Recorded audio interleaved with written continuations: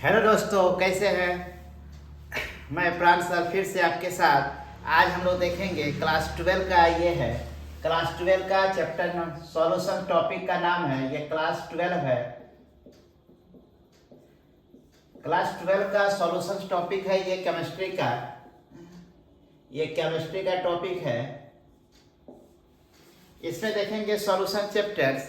इसमें क्या है, सॉल्यूशंस का मतलब क्या हुआ, मिश्रण जिसको बोलते हैं। मिश्रण का मतलब ये होगा कि हम दो चीज को आपस में मिला दिए गए, दो या दो से ज्यादा, उसको हम लोग मिश्रण कर देते हैं, तो वो होता है एक सॉल्यूशन। जैसे पानी में हम लोग पानी लेते हैं, उसमें चीनी मिला दिए तो एक शरबत बनता है। कोको कोला हम लोग जो पीते हैं उसमें कोक है, गैस है।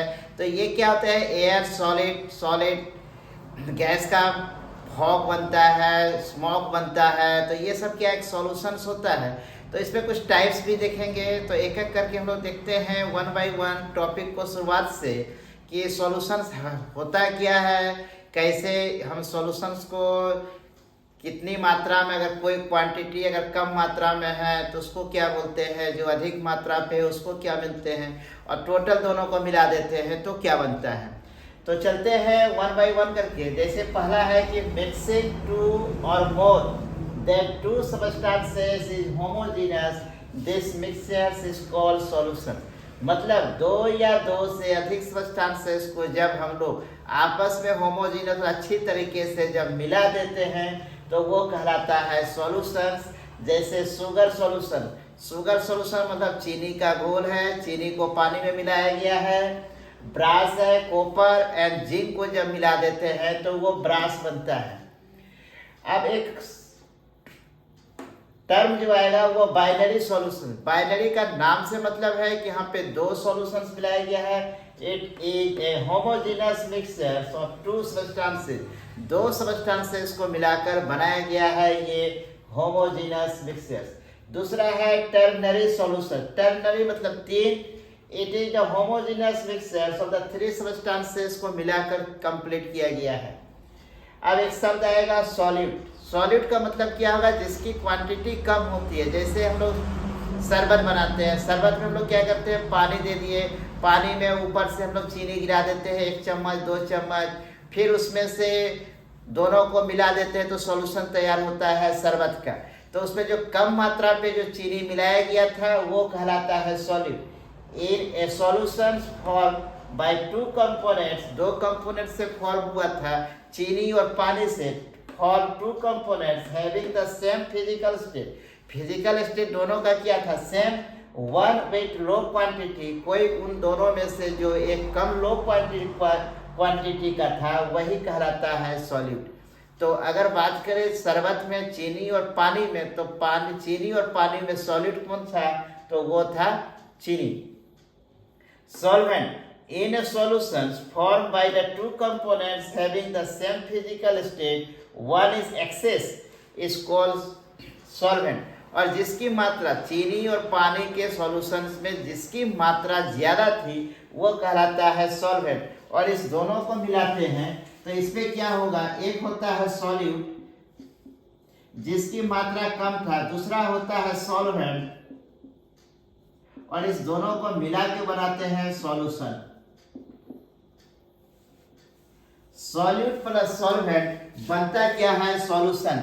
मतलब एक की क्वांटिटी कितनी थी, कम थी, एक की क्वांटिटी कम थी और दूसरे की क्वांटिटी क्या थी, ज्यादा थी। तो ये दोनों को आपस में जब मिलाते हैं तो सॉल्यूशन बनता है। इसके बाद हम लोग नेक्स्ट देखेंगे टाइप्स ऑफ सॉल्यूशन। नेक्स्ट देखते हैं टाइप्स ऑफ सॉल्यूशंस में। ये होगा बेसिस ऑफ फिजिकल स्टेट के बेस पे है ये। पहला है गैसियस सॉल्यूशंस। गैसियस सॉल्यूशन पे क्या होगा, when A solution is obtained in gaseous state is called gaseous solution. जो गैसियस के फॉर्म में रहते हैं उसको बोलते हैं गैसियस सॉल्यूशंस। जैसे लिक्विड वेपर। लिक्विड वेपर का मतलब हो गया, एग्जांपल में सोडा वाटर है। सोडा वाटर में क्या है, एक गैस है, दूसरा क्या है, लिक्विड है। तो यहाँ पे गैसीय सॉल्यूशन है, ये गैस है, गैस के फॉर्म में है, दूसरा क्या है, लिक्विड के फॉर्म में है। तो गैस के फॉर्म में क्या है, गैस क्या है, कार्बन डाइऑक्साइड कम मात्रा में होता है और H2O क्या होता है, ज़्यादा मात्रा में होता है, तो ये सॉल्वेंट है, ये सॉल्यूट है, ये सॉल्वेंट है। गैस क्या हो गया, सॉल्यूट, और वाटर क्या हो जाएगा, सॉल्वेंट हो जाएगा। इन दोनों को मिला के बनाया जाता है सोडा वाटर, जो क्या होता है, लिक्विड वेपर के रूप में होता होगा। देखे होंगे आप लोग कि जब सोडा पानी को जब हम लोग खोलते हैं तो उसमें से गैस के फॉर्म में बुलबुले बाहर निकलने लगते हैं। वो एक्चुअल में क्या होता है, कार्बन डाइऑक्साइड गैस उसके भीतर भरे रहते हैं और वो पानी में मिलाए रहते हैं, जिसके कारण क्या होता है, सोडा वाटर फॉर्म में बनता है, गैस बाहर निकलने लगता है। दूसरा है liquid solutions. When a solution is obtained in a liquid state is called liquid solution. वो सॉल्यूशन जो लिक्विड के फॉर्म में रहते हैं उसको बोलते हैं लिक्विड सॉल्यूशन। जैसे लिक्विड प्लस लिक्विड अगर कर दे, एक सॉल्यूट है दूसरा सॉल्वेंट है, तो मतलब शुरू वाला जो है ये सॉल्यूट है, बाद वाला सॉल्वेंट है। Solutions of alcohol in water. Alcohol में हम लोग क्या किए हैं, पानी को मिलाए हैं या पानी को अल्कोहल में मिला दिए गए हैं। तो अल्कोहल जब भी पानी में मिलाया जाता है तो पानी की मात्रा ज़्यादा होती है, अल्कोहल की मात्रा कम होती है। तो ये किस फॉर्म में है, लिक्विड फॉर्म में, लिक्विड सॉलिड, सॉल्वेंट के फॉर्म में यहाँ पे जो है ये वाटर है। दूसरा है लिक्विड को अगर सॉलिड के साथ अगर मिलाया जाता है, मतलब लिक्विड सॉल्यूट है, सॉलिड क्या है, सॉल्वेंट हो गया, सॉलिड की मात्रा ज़्यादा है, मरकरी इन गैस के फॉर्म में रहता है। लिक्विड प्लस गैस मतलब लिक्विड सॉलिड है, गैस सॉल्वेंट है। इसमें वाटर इन एयर, वाटर के एयर में क्या होता है, एयर में जो वाटर वेपर होता है वो क्या होता है, गैस के फॉर्म में रहता है। सॉलिड सॉल्यूशंस क्या होगा, when A solution is obtained in a solid state is called solid solution. वह सॉल्यूशन जो सॉलिड के फॉर्म में रहता है उसको बोलते हैं सॉलिड सॉल्यूशन। जैसे सॉलिड प्लस गैस है, कैम्फोर और नेफ्थलीन। नेफ्थलीन में सॉलिड क्या होता था, कम मात्रा में है और गैस ज़्यादा मात्रा पे बनता है। मतलब हम एक छोटे से कमरे में कैम्फोर को रख देते हैं तो गैस क्या होता है, पूरे रूम में फैल जाते हैं। तो कितना कम मात्रा में था कैम्फोर या नेफ्थलीन गोली जिसको बोलते हैं, तो इसमें से गैस के फॉर्म में बनते हैं। डायरेक्ट क्या होता है, सब्लिमेशन। ये बिना लिक्विड बदले ये सॉलिड से गैस में चेंज हो रहा है, तो एक सब्लिमेशन भी है ये कि कैम्फोर और naphthalene. Solid plus liquid, solid को हम लोग यहाँ कम मात्रा पे रखे, लिक्विड को ज़्यादा मात्रा पे रखे, मतलब सॉल्यूट हो गया ये, सॉल्वेंट हो गया ये। तो शुगर इन वाटर, वाटर क्या था, लिक्विड के फॉर्म पे था तो ज़्यादा मात्रा में था, शुगर क्या था, कम मात्रा में था। सॉलिड प्लस सॉलिड, अगर दोनों सॉलिड हो जाते, एक सॉलिड कम है दूसरा सॉलिड ज़्यादा था, ये सॉलिड है ये सॉल्वेंट है।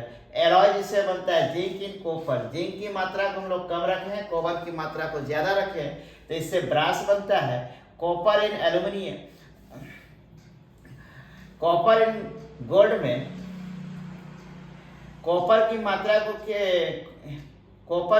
को क्या किया है हम लोग, इसमें कम किए हैं और एयू की मात्रा को ज़्यादा किया, जिससे क्या बनता है, एक्सटर्नल स्टील बनता है।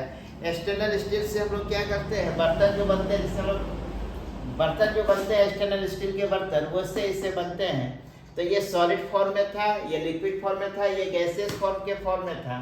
तो कॉपर इन एयू, जेरिन इन सीयू को मिला के हम लोग एलॉय बनाते हैं, जिससे क्या होता है, सॉलिड टू सॉलिड, ये सॉलिड फॉर्म में दोनों सॉलिड था और इससे हम लोग सॉल्यूशंस तैयार करते हैं। तो इस सॉल्यूशंस को बोलते हैं सॉलिड सॉल्यूशन। तो ये तीनों के थे। इसके बाद हम लोग देखेंगे बेसिस और कंसंट्रेशंस के आधार पे कि अगर किसी का कंसंट्रेशंस को अगर कर दिया जाता है ज़्यादा तब क्या होता है। तो देखते हैं इसको नेक्स्ट पेज में। चलिए अब देखते हैं नेक्स्ट है on the basis of concentrations. पहला है dilute solutions. Some amount of the solute is dissolved in the solvent is called dilute solutions. Dilute solutions का मतलब हो गया कुछ ऐसे अमाउंट का सॉल्यूट है जो डिजॉल्व होता है सॉल्वेंट में, उसको बोलते हैं डाइल्यूट सॉल्यूशन। स्मॉल क्वांटिटीज में है, स्मॉल अमाउंट में है। जैसे मान लेते हैं कि कोई एसिड है, ये एक एसिड है, इसमें इस एसिड में HCl की मात्रा है। एसिड में हर ऊपर से वाटर को ऐड करते हैं, तो वाटर को ऐड करते हैं तो वो क्या करते हैं, स्मॉल अमाउंट में ऐड कर रहे हैं, स्मॉल अमाउंट में ऐड करते हैं, तब ये कहलाता है डाइल्यूट HCl। मतलब क्या हो गया, इसमें वाटर की मात्रा कम है, एसिड की मात्रा ज़्यादा है, तो ये कहलाता है dilute solutions. Concentrated solutions, large amount of solute is dissolved in the solvent is called concentrated solution. Solvent में हम लोग क्या करते हैं, लार्ज अमाउंट मात्रा में सॉल्यूट को मिला रहे हैं। मतलब सेम केसेस देखेंगे, इसमें क्या है कि इसमें एसिड की मात्रा, अब क्या है यहाँ पे, ये वाटर हो गया।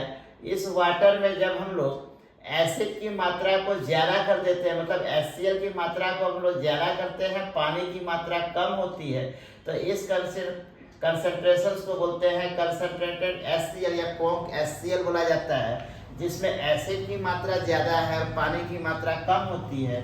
ऐसे सॉल्यूशंस को बोला जाता है कंसंट्रेटेड सॉल्यूशंस। उसके बाद saturated solutions, no more solute can be dissolve अब at a given temperature is the concentrated. एक गिवन टेम्परेचर में अगर हम लोग और ज़्यादा मात्रा में सॉलिड को डिजॉल्व नहीं कर सकते तो वो कहलाता है सैचुरेटेड सॉल्यूशन।